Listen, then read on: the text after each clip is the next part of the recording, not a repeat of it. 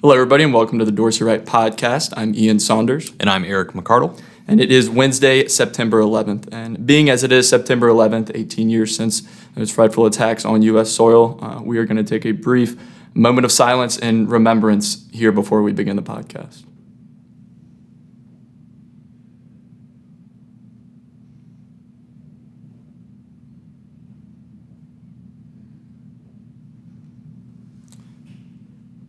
All right. Well, one point that we wanted to touch on here initially is an occurrence that we had occur earlier this week here on one of the major indicators that we have on the platform. The Bullish Percent for the New York Stock Exchange, BPNYSE, actually reversed back up into a column of X's at 44%. And so what that indicator is measuring, it's measuring the percentage of securities or percentage of stocks in the New York Stock Exchange that are on a current point and figure buy signal. And so how that's useful is it's helpful in measuring the participation in what's moving or taking markets higher, rather. So when that indicator is falling, we're seeing there that less stocks are participating in any kind of upwards movement. On the flip side, when it's rising, as it is currently, more stocks are returning to buy signals. More stocks are participating in that bullish movement upwards. And so that's a significant movement, and it plays into what we have as the Bullish Percent Playbook, or BP Playbook,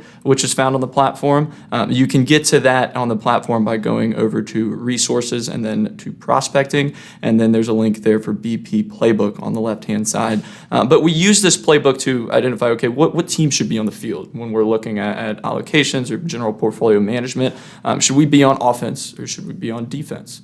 And generally, when the Bullish Percent is in O's, as it was for most of August there, that's going to indicate a defensive posture. So when we're in midfield position, that's going to be classified as in between that 30 to 70% level. In O's, you want to have that defensive posture, which is looking at kind of taking stock of your portfolio, moving out of those names that have shown weakness, right? Not necessarily adding too much to equities or at least domestic equities at that particular point in time. But with the reversal back up in X's that we had earlier this week, that indicates the offensive posture, right? So some of the points that we have there on the BP playbook for what this posture should look like would be buying ETFs. Now, you still want to maintain those higher relative strength names. So maybe those sector bullish percent charts that are in a column of X's, focusing on strong technical attribute stocks or ETFs and mutual funds with strong fund scores, as well as maintaining that you're in those sectors of high relative strength.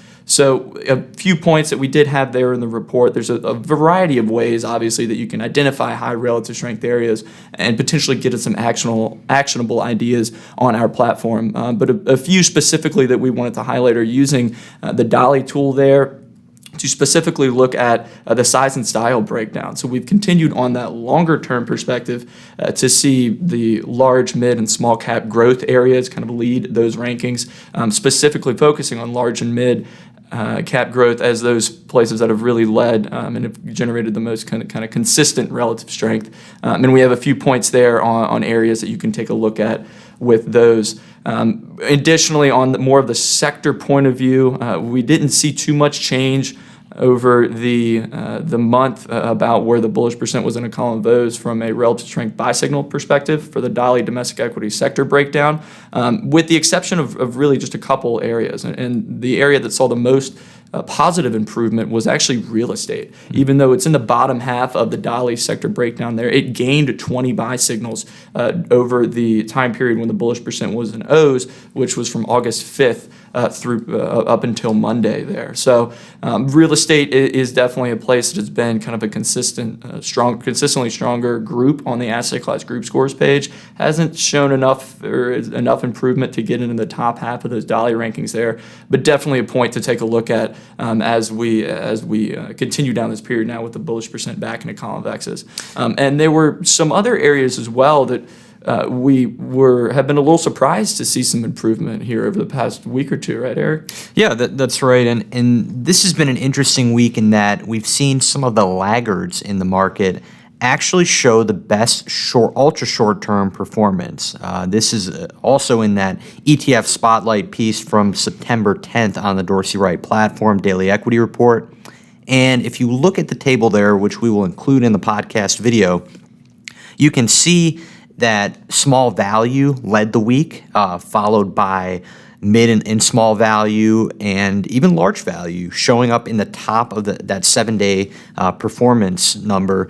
And when you look on the lower end of that 7-day performance, you see the leaders, right? You see the growth camp, the predominantly stronger area of the market that we've witnessed for the last, let's say, greater part of the last decade. And not to say that they're necessarily moving lower, but really just flat or, modest improvement, nothing to write home about. So always interesting to see when areas that have been weak are showing some improvement in the near term, as it may lead to improvement in the long term, right? Mm-hmm. That's what we're always looking to do, is identify a trend when we can see one. And that's not to say that value has come back, right? This is a very short sample size of analysis, but it certainly is worth noting and interesting in the broader context of the market. And speaking of the broader context of the market, you mentioned the BP reversing up, right?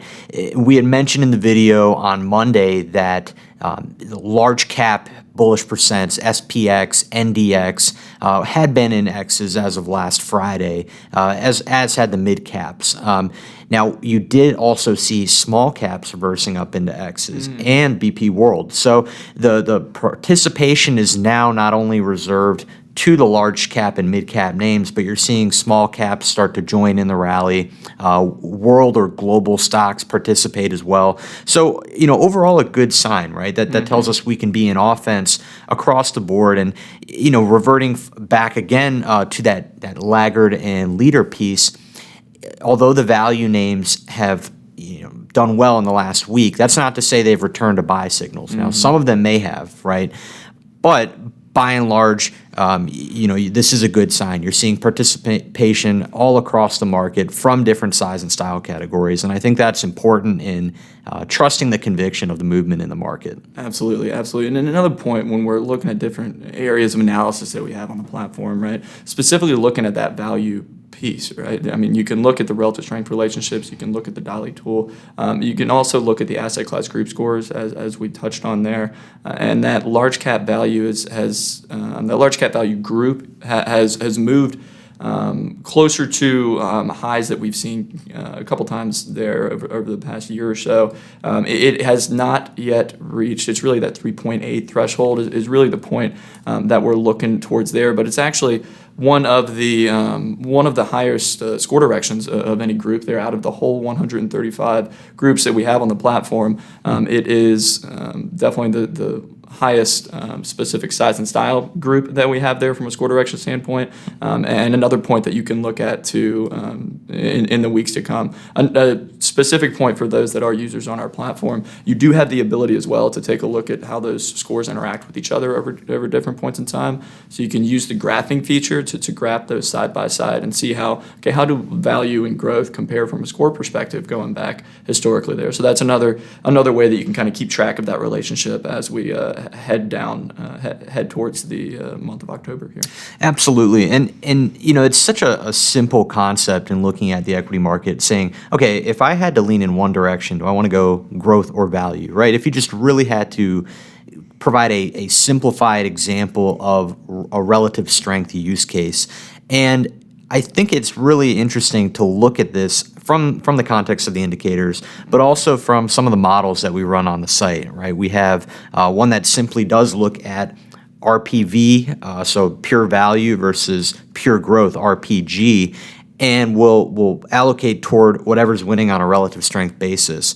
We also run what are called our FSM core solution models, which tend to provide a similar experience, right? You're looking at growth or momentum in some cases with the all-cap world lineup relative to value, or something that may be a little bit more on the value side of the style box. And I think when you look at a benchmark like the S&P 500 or any broad equity benchmark, they can be very difficult to beat, right? So having the ability to identify which size or style areas of the market and then overweighting in those directions really gives you the best bet to outperform in the intermediate and long term. So Absolutely. worth checking out on the site. And, as I mentioned models, we do have a couple of model updates this week that we want to bring to your attention. One of the flagship models on the Dorsey Wright platform, the First Trust Dorsey Wright Focus 5 model, did sell out of FBT Biotech today and replaced it with FXO Financials. And one thing that I think is interesting when you look at the financial piece that moved into the model, this fund has real estate exposure. So, I don't know if you all will remember, but a year or two ago, I would say real estate broke off and became its own sector, right? And so this is an interesting use case of a fund where you still have real estate included in the financials basket.